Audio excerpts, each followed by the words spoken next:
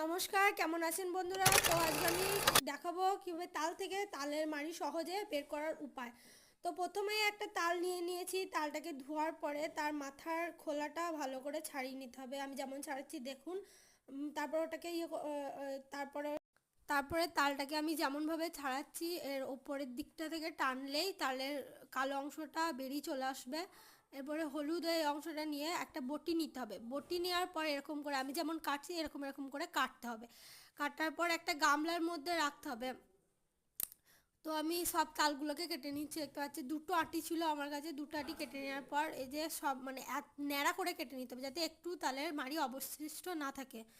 তারপরে একটা জাল নিতে হবে। জাল নিয়ে ওই তালের মাড়িটা দিয়ে ওটাকে টিপে টিপে ভালো করে বার করতে হবে। এইভাবেই আমি অনেকটা মানে খুব কম সময়ে তালের মাড়িটা বার করে নিয়েছি।